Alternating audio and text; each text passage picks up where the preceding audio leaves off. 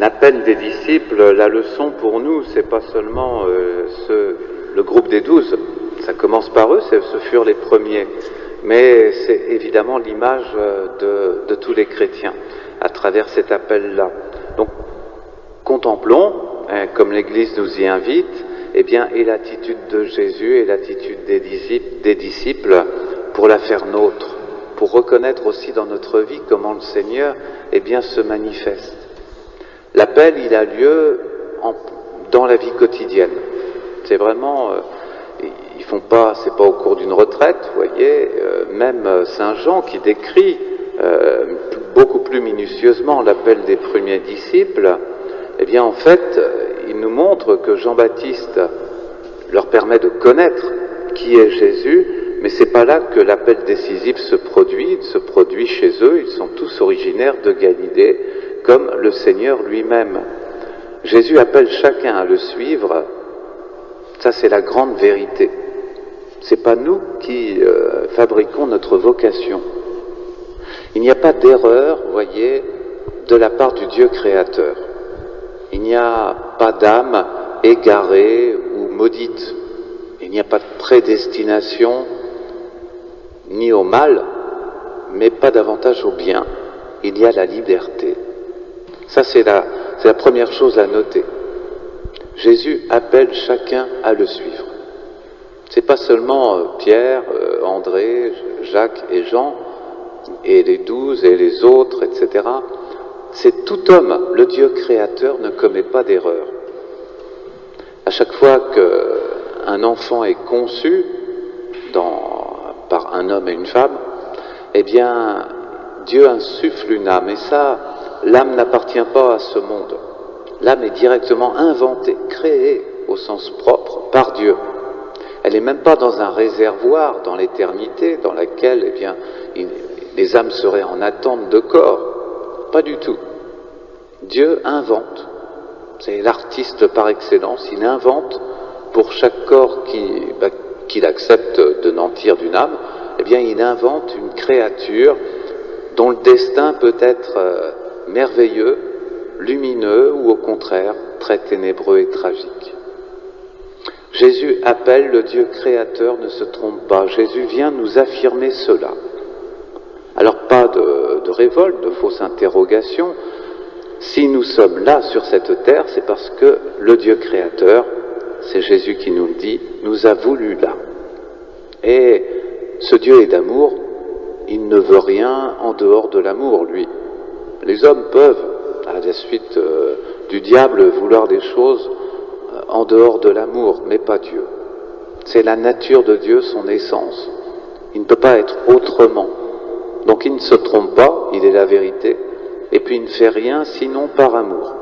Donc la liberté n'est pas un cadeau empoisonné. La liberté, ça permet à Dieu, vous voyez, comme un paysan qui sème dans son champ, eh bien ça lui permet de récolter, eh bien au centuple, en tout cas espère-t-il, l'amour qu'il a semé. Ça c'est le fruit de la liberté, le fruit que notre liberté, celle de notre cœur, doit donner à Jésus. L'appel, c'est pas comme dans une entreprise, un appel à occuper tel poste. C'est pas ça l'appel de Jésus. L'appel de Jésus, c'est comprendre, eh bien, quel est le choix que nous devons faire ici-bas entre lumière et ténèbres. Et que ce choix est plus que pertinent, que ce choix doit être ou suivre l'amour, ou suivre le non-amour. Voilà exactement la ligne de démarcation qui existe. Il y a lumière et ténèbres, mais la lumière, lui, dans les ténèbres, elle est plus forte que les ténèbres. Les ténèbres ne peuvent pas étouffer la lumière. Alors Jésus paraît au bord du lac. Il est la lumière. Et il invite des disciples à devenir des pêcheurs d'âmes. Mais lui-même, dans son appel, eh bien, se comporte comme un pêcheur. C'est-à-dire qu'il passe le long du rivage comme un pêcheur sur les flots, et hop, il attrape ceux qui sont prêts à répondre à son appel, à savoir ses 4 premiers disciples. De même pour nous. C'est Jésus, ensuite, Vous voyez, cette scène nous montre que c'est Jésus qui édifie le royaume de Dieu. Et lui seul. Tant de fois nous avons entendu dans le passé, dans l'Église elle-même, les prêtres dire « Allez, mes frères et sœurs, relevons les manches, on va édifier le royaume de Dieu sur la terre. » C'est un contresens. C'est Jésus qui édifie, qui est le bâtisseur, qui est l'architecte. Ce sont les anges qui concrètement sont les ouvriers. Nous ne sommes même pas les ouvriers de ce chantier. Nous sommes les pierres elles-mêmes. Nous sommes le matériau que Dieu utilise pour construire, pour édifier son royaume. Alors, demeurons dans l'humilité et dans la vérité de l'appel que nous recevons comme les disciples le reçurent au bord du lac. Dieu seul construit son royaume. Et c'est pourquoi son royaume est beau. C'est pourquoi son royaume est stable et que rien ne peut le détruire. Si c'était la main de l'homme qui l'édifiait, comme les grandes idéologies le prétendent, c'est comme Babel dans la Bible. Babel, c'est au chapitre 11 de la Genèse, c'est tout au commencement de la Bible. Et ça nous montre tout de suite quel est le projet de l'homme quand il veut prendre des choses en main. Cette compétition avec Dieu, construire un grand royaume, mais qui ne sera pas le royaume de Dieu, qui sera le royaume de l'homme et des démons. Alors Jésus, lui, nous montre sa souveraineté. C'est lui qui choisit. Et c'est lui qui construit, c'est lui qui enseigne. Les hommes doivent le suivre. Le monde est vu, voyez, sous l'image de la mer et de la pêche. C'est ce que l'Évangile nous montre là. Et la mer est un symbole, on le sait, dans la Bible, du monde, mais du monde opaque à Dieu, du monde païen. Et c'est un monde obscur, c'est le monde de l'obscurité. La lumière passe pas, sauf à quelques mètres au-dessus de la ligne au-dessus des flots. Mais sinon, en dessous, c'est les abîmes, c'est des lieux où il n'y a pas de lumière et où il n'y a pas de chaleur. C'est l'endroit où habitent, où les Hébreux situaient les enfers. La pêche, cette mer, néanmoins, regorge de vie. Mais une vie perdue. Une vie qui ne trouve pas sa destination. Le rôle du disciple, celui qui choisit de suivre Jésus, eh bien, c'est d'irradier, de porter la lumière du Christ. Et de cette façon-là, il pêche. Il attire à lui les poissons, il n'a plus qu'à les ramasser dans son filet. Voilà l'œuvre que nous devons accomplir en ce monde. Et vous comprenez bien qu'il n'y a pas que les prêtres qui s'occupent de ça, ni que les évêques, ni que les cardinaux, ni que sais-je qui. C'est tout le monde. Et en même temps, vous voyez, c'est dans l'amour, c'est dans la liberté, c'est dans la vie quotidienne, finalement, que s'accomplit cette grande conversion, cette grande évangélisation du monde. Rendez-vous compte que Jésus, il était tout seul au point de départ. Il a commencé, il y avait la Vierge, bien sûr, mais elle n'est pas partie avec lui sur les chemins. Il a commencé tout seul, comme lumière du monde.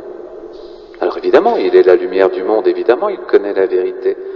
Mais en même temps, quand il nous la communique, nous sommes comme lui. Donc ce qui le poussait, c'était son amour du Père. C'était le désir de l'Esprit Saint. Donc ça doit être notre moteur à nous aussi. L'amour de Jésus doit nous donner vraiment le désir de parler tout simplement des richesses de l'Évangile, et que l'Évangile est la seule source de libération, qu'il ne peut pas y en avoir d'autre. Et quand on voit tant de gens qui sont malheureux, qui sont prostrés, déprimés, etc., et parfois, et même souvent, pour des causes tout à fait objectives, mais en même temps, tout est dépassable, c'est ce que Jésus est venu nous dire. Tout est dépassable. Il ne faut pas s'arrêter à ce qui nous scandalise, il ne faut pas s'arrêter à ce qui nous blesse et nous meurtrit. Pour Jésus, par amour de Jésus, nous devons le dépasser. Ces choses nous ensevelissent lorsque nous ne parvenons pas à faire ce dépassement. Lorsque dans les êtres ou dans les choses, ben nous mettons toute la finalité de notre existence et de sa joie et de son, de son accomplissement.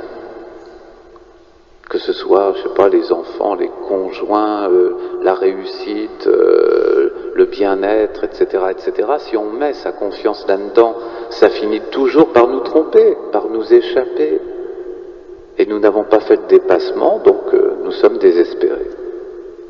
Jésus est venu nous apporter une grande sagesse, en même temps que ce message, tout est d'amour. Tout est d'amour. Dieu seul édifie son royaume.